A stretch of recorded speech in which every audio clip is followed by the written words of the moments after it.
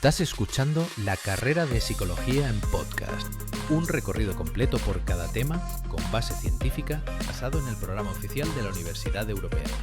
Bienvenidos a La Carrera de Psicología en podcast. ¿Cómo estáis? Hoy veremos en Psicología del Ciclo Vital, una asignatura del segundo semestre de primero de carrera, veremos el tema 2. Hoy vamos a explorar juntos los métodos que se utilizan para investigar en psicología del desarrollo. La idea es, que nos familiaricemos con las distintas maneras de obtener datos. Exacto. Y con los diseños de estudio principales que se emplean para comprender cómo vamos cambiando a lo largo de nuestra vida. Para empezar, es fundamental tener presente que la psicología del desarrollo, como cualquier ciencia, se basa en el método científico para entender esos procesos de cambio físico, cognitivo, emocional. Claro, es la base. Que experimentamos. Vale, vamos a desgranar un poco esto. Claro. El método científico es un proceso sistemático, ¿sabes? Arranca con observaciones sobre algo que llama la atención. A partir de ahí, se intenta construir una teoría que lo explique. De esa teoría surgen predicciones concretas, las hipótesis. Ajá. Luego, se diseña una investigación para poner a prueba esas hipótesis. Se recogen datos y se valoran. Si los datos apoyan la hipótesis, la teoría se fortalece, quizás se refina un poco. Si no la apoyan, hay que revisar la teoría o incluso, descartarla. Pongamos un ejemplo práctico. Imaginemos que hay interés en la relación entre el uso de videojuegos violentos y la agresividad. La teoría podría ser que exponerse a esa violencia virtual fomenta conductas agresivas reales. Una hipótesis concreta sería, los niños que dedican más horas a videojuegos violentos mostrarán más comportamientos agresivos en el patio del colegio. ¿Vale? Después, habría que diseñar cómo medir esas horas de juego y esos comportamientos, para ver si la predicción se cumple. Si resulta que no hay relación o es la contraria, la teoría inicial sobre el fomento de la agresividad necesita como mínimo una revisión seria. Exacto. Y esa revisión podría llevar a nuevas preguntas, ¿no? Quizás influye el tipo de videojuego. Claro. O la personalidad previa del niño. El ciclo vuelve a empezar, digamos. Bien. Una vez que tenemos una hipótesis clara, como esa sobre los videojuegos, necesitamos formas de recoger los datos para comprobarla. Hay varias técnicas disponibles y cada una tiene sus ventajas e inconvenientes. La elección no es caprichosa, depende mucho de qué queremos estudiar, de los recursos que tengamos, de con quién vamos a trabajar. Exploremos las más habituales. Una fundamental es la observación. Consiste simplemente en mirar y registrar la conducta de alguien. Es importante que sea una conducta que la persona elige realizar libremente, en ese momento, aunque la situación se haya podido preparar un poco para facilitarla. Hay dos variantes principales. Está la observación natural. Suena bastante directo. Observar a la gente en su ambiente cotidiano. En el colegio, en casa, en el parque. La gran ventaja es la autenticidad, ¿no? Vemos el comportamiento tal cual surge en la vida real. Eso es. Pero claro, tiene sus pegas. No controlamos nada de lo que pasa. Y si nos interesa una conducta poco frecuente, como un acto altruista específico, podemos pasarnos horas esperando sin que ocurra. Para solventar eso último, existe la observación controlada o estructurada. Esta se realiza normalmente en un entorno preparado, como un laboratorio. Ajá. Donde se crean unas condiciones específicas para intentar provocar la conducta que nos interesa estudiar. Es muy útil precisamente para esas conductas raras en la vida diaria. ¿Como la ayuda a alguien o la reacción a la frustración? Justo. Como ver cómo reacciona un niño ante la frustración o si alguien ayuda a otra persona en apuros simulados. Aquí el control es mayor, claro. Pero ese control tiene un precio, ¿no? El entorno de laboratorio es artificial. ¿La gente no se comporta distinto sabiendo que la observan? Sí, ese es un punto. Además, quienes aceptan ir a un laboratorio son representativos de toda la población. Me pregunto hasta qué punto podemos generalizar lo que vemos en el laboratorio a la vida fuera de él. Esas son precisamente las grandes limitaciones. El llamado efecto Hawthorne, o la reactividad al saberse observado, es un problema clásico. Y sí, la generalización de los hallazgos del laboratorio al mundo real siempre requiere cautela. Es un equilibrio constante entre control y naturalidad. Otra manera de obtener datos es preguntar directamente. Hablemos de las entrevistas y encuestas. Aquí la idea es sencilla. Si quieres saber qué piensa, siente o hace alguien, pues pregúntaselo. Puede ser sobre sí mismo o sobre otros. Como preguntar a los padres sobre los hijos. Exacto. Parecen muy prácticas para hacerse una idea de actitudes o hábitos en grupos grandes de personas. Desde luego, permiten recoger muchísimos datos de forma relativamente rápida y eficiente, incluso a distancia, por teléfono, correo o Internet. Son muy versátiles. Sin embargo, tienen un talón de Aquiles importante: la deseabilidad social. Ah, sí. No siempre respondemos con total honestidad, especialmente en temas sensibles. Tendemos a presentarnos de una manera favorable, ¿sabes? Claro, si te preguntan sobre prejuicios, es posible que no admitas tenerlos abiertamente. O que los minimices. Exacto. Además, hay otras limitaciones. No funcionan bien con todas las poblaciones. Piensa en bebés, personas con dificultades serias de comunicación verbal o incluso gente que no comprende bien las preguntas. La forma de preguntar puede influir mucho en la respuesta, y no todo el mundo interpreta una misma pregunta de la misma manera. ¿Y qué hay de los test estandarizados? ¿Son simplemente encuestas más formales o hay algo más? Se parecen en que se pregunta o se pide realizar tareas, pero la diferencia crucial está en la estandarización. Esto significa que se administran y puntúan siempre de la misma manera. Y lo más importante, permiten comparar el resultado de una persona con los de un grupo de referencia, sus pares. ¿Gente de la misma edad, nivel educativo? Eso es. Gente de su mismo grupo. Esto es clave para estudiar diferencias individuales en aptitudes, personalidad, conocimientos, algo que las encuestas o entrevistas no suelen permitir de forma tan directa y normativa. Entendido. Permiten situar a la persona respecto a un grupo. Pero también se menciona un problema. A veces el resultado del test no refleja la capacidad real. Recuerdo haber leído sobre gente que se bloquea en los exámenes. Totalmente. La ansiedad ante la evaluación puede distorsionar mucho el rendimiento en un test. Alguien puede tener la habilidad, pero los nervios le juegan una mala pasada. Es una limitación a tener muy en cuenta al interpretar los resultados de estas pruebas. Pasemos a una técnica muy diferente, el estudio de casos. Aquí nos centramos en una sola persona o un caso muy concreto, pero de forma súper profunda y detallada. Suena a algo muy utilizado en clínica, ¿verdad?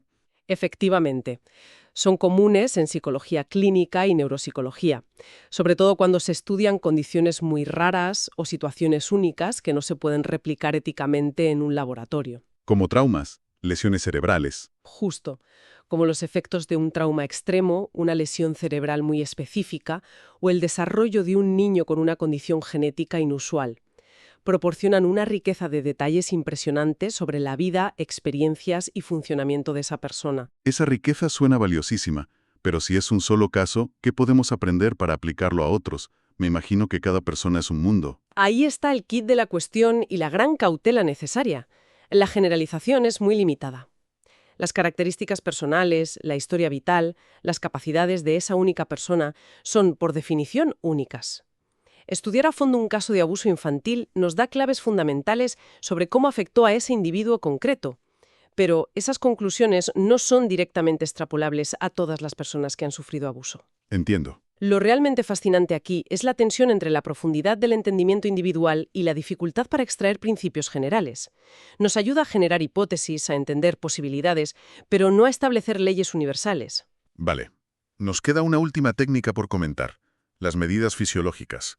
Suena técnico. Bueno, un poco, pero es muy interesante. Este enfoque se basa en registrar respuestas del cuerpo que no controlamos voluntariamente del todo. Hablamos de medir la tasa cardíaca, la conductancia de la piel, que refleja la sudoración y se asocia con la activación emocional, niveles de hormonas como el cortisol, relacionado con el estrés, la actividad eléctrica del cerebro con electroencefalografía o EEG, incluso pequeños movimientos musculares faciales que pueden indicar una emoción incipiente. Esto suena interesante. Porque es más difícil mentirle al cuerpo, ¿no? Puedo decir que no estoy nervioso, pero si mi corazón va a 1000 y mis manos sudan. Exacto. Y supongo que es muy útil con bebés o niños muy pequeños que no pueden explicarnos qué sienten o piensan. Justo, ofrece una ventana más objetiva a ciertos estados internos y es aplicable a poblaciones no verbales. Sin embargo, el gran desafío es la interpretación. ¿Qué quieres decir? Pues ¿qué significa exactamente un aumento en la presión arterial? Puede ser miedo, sí, pero también puede ser excitación positiva o simplemente que la tarea que está realizando la persona es mentalmente exigente. Ya veo. Un mismo cambio fisiológico puede tener múltiples interpretaciones psicológicas. Hay que ser muy cuidadosos al traducir la señal fisiológica a un estado mental o emocional concreto. Muy bien. Parece que tenemos un buen abanico de herramientas para recoger datos, pero tener herramientas no basta. Necesitamos un plan, una estrategia. Hablemos de los diseños de investigación. La elección dependerá mucho de qué pregunta queremos responder y de las limitaciones prácticas o éticas que tengamos. Nos centramos en dos grandes categorías: correlacionales y experimentales. Empecemos por los diseños correlacionales. Como su nombre indica, buscan explorar si existe una relación o asociación sistemática entre dos o más variables, es decir, varían juntas de alguna manera predecible. En estos estudios simplemente medimos las variables tal y como se dan en los participantes y analizamos si están relacionadas. Sin manipular nada. No manipulamos nada, no creamos grupos distintos artificialmente. Una gran parte de la investigación en psicología evolutiva por necesidad utiliza estos diseños. Y aquí llega el mantra que hay que repetir siempre, ¿verdad? Correlación no implica causalidad. Exactamente. Ese es el punto crucial. Que dos cosas vayan juntas no significa que una cause la otra. ¿El ejemplo que dabas antes de Huesman? Sí, el estudio de Hosman y colaboradores.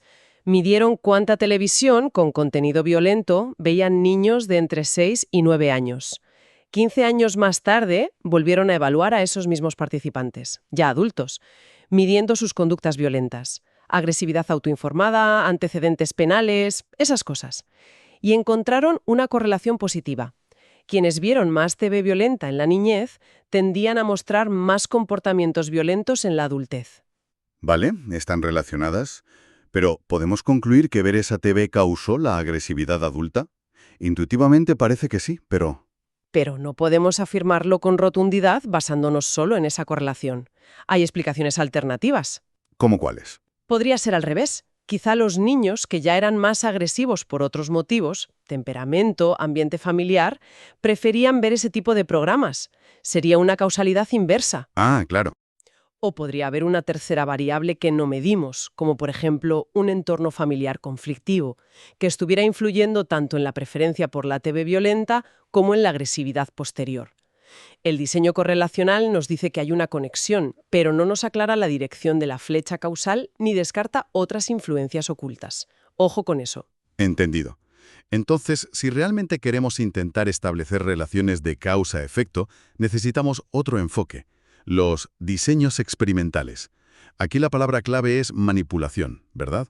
El investigador interviene activamente, cambia algo a propósito para ver qué efecto tiene. Eso es. Recordamos esos dos conceptos clave: la variable independiente VI, que es lo que el investigador manipula, la presunta causa.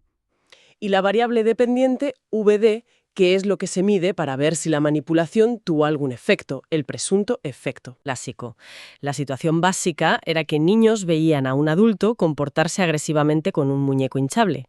La variable independiente fue lo que el investigador manipuló, las consecuencias que el adulto recibía por esa agresión. Un grupo de niños vio que al adulto se le recompensaba. ¡Eres un campeón! Algo así, sí. Otro grupo vio que se le regañaba. Eso no se hace. Y un tercer grupo, el de control, no vio ninguna consecuencia.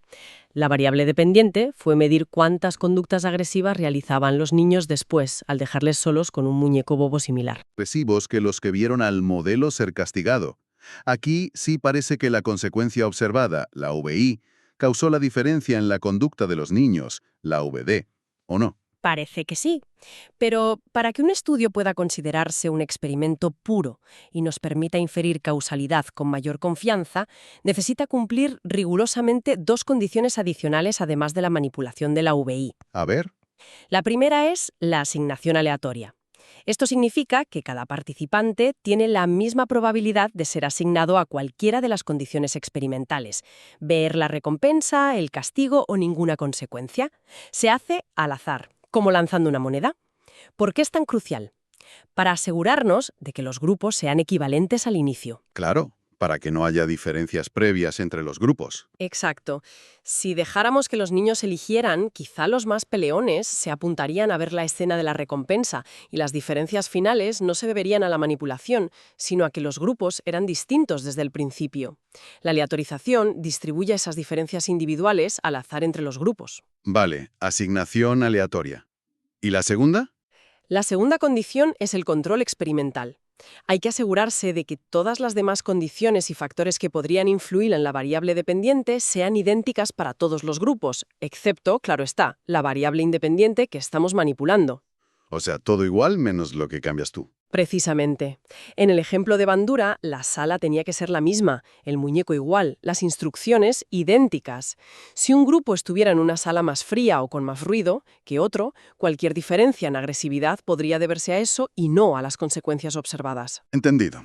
Entonces, la receta para un experimento que permita inferir causalidad es manipular la variable independiente, asignar a los participantes al azar a las distintas condiciones de esa variable y controlar rigurosamente todo lo demás. Eso es. Solo así podemos estar razonablemente seguros de que los cambios en la VD son causados por la VI. Muy bien. Ahora, la psicología del desarrollo tiene un interés particular: estudiar el cambio a lo largo del tiempo. Esto requiere diseños específicos. Vamos a ver los tres principales: transversales, longitudinales y secuenciales. Antes de meternos en los diseños en sí, es fundamental entender dos tipos de efectos que estos diseños intentan capturar, o a veces, desenredar. ¿Qué efectos son? Por un lado, los efectos de edad o madurativos. Son los cambios que están directamente ligados al proceso de crecer, madurar o envejecer.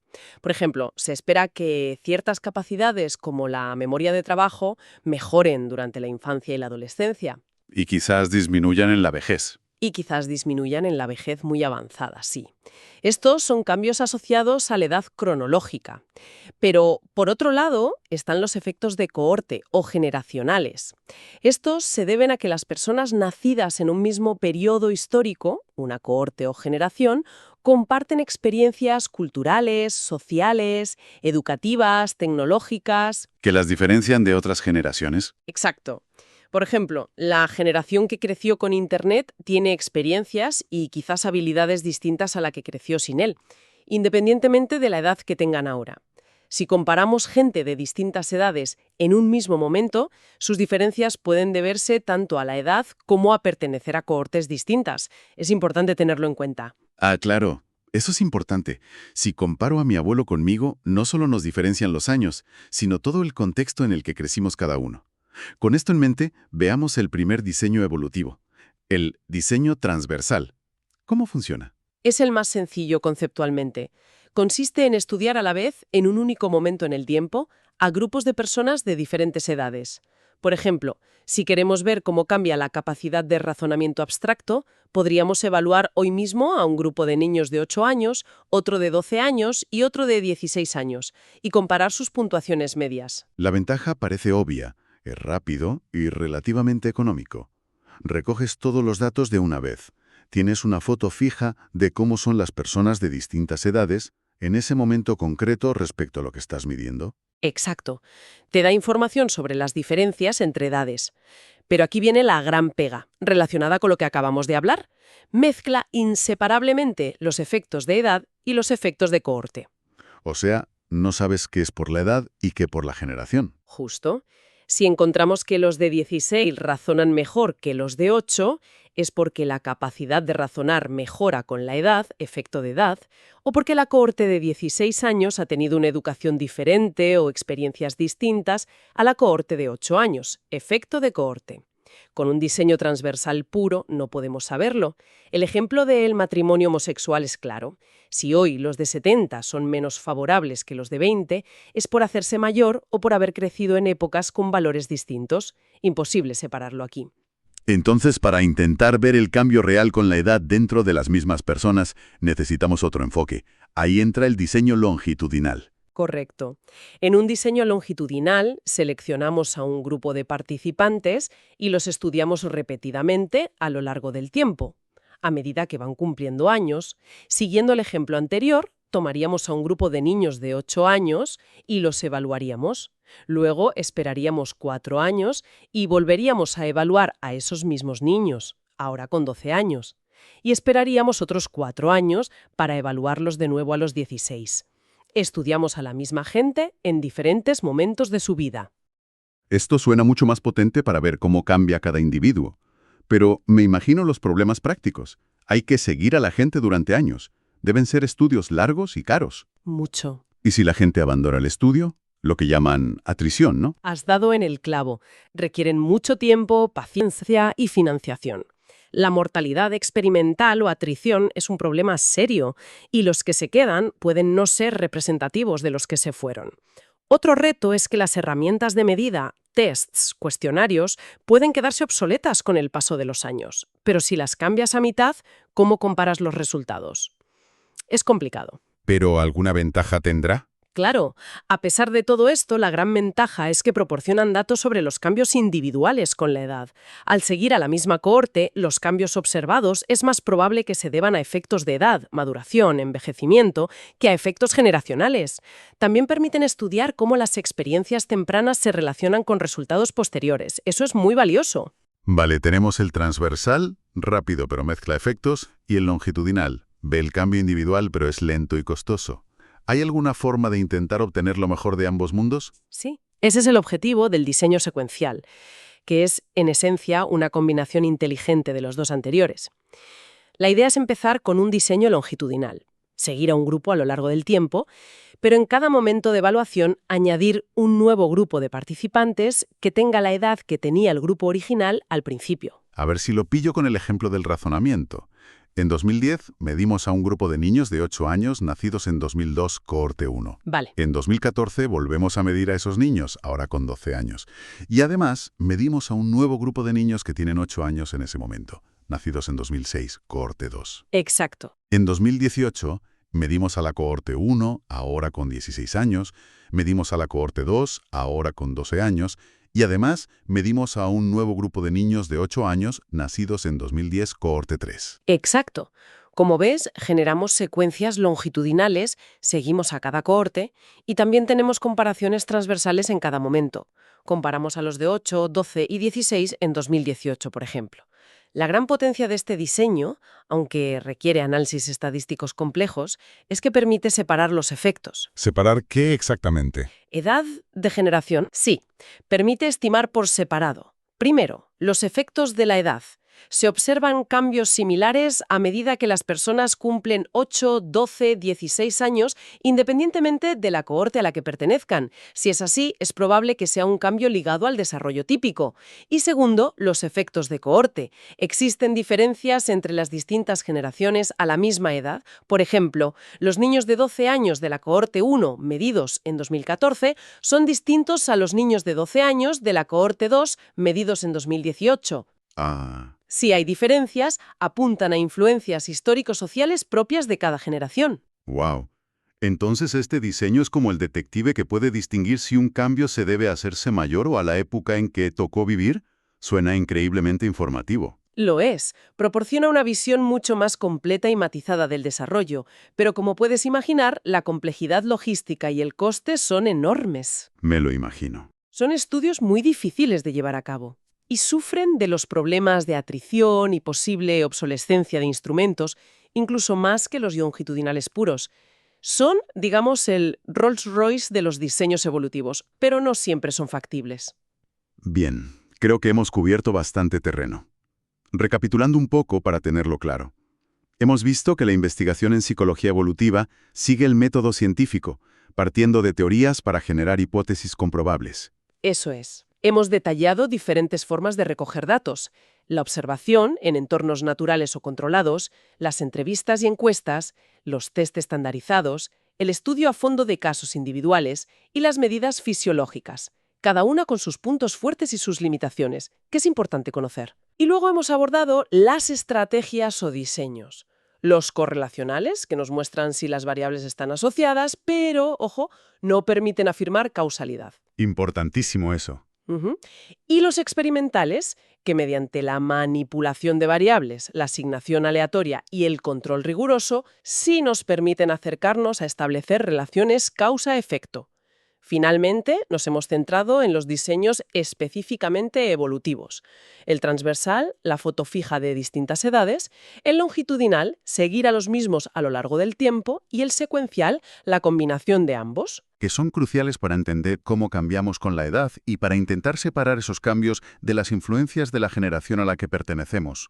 Como reflexión final, pensando en todos estos métodos y diseños, si alguien quisiera estudiar un aspecto concreto de su propio desarrollo o del de alguien cercano que le interese, ¿qué tipo de diseño le parecería más adecuado? ¿Y qué desafíos particulares cree que encontraría al intentar aplicarlo en la vida real? Es algo en lo que pensar, ¿no? Desde luego, da para reflexionar. Muchas gracias por escucharnos y animaos a comentar cualquier duda que tengáis. Esto fue La Carrera de Psicología en Podcast. Suscríbete para seguir aprendiendo.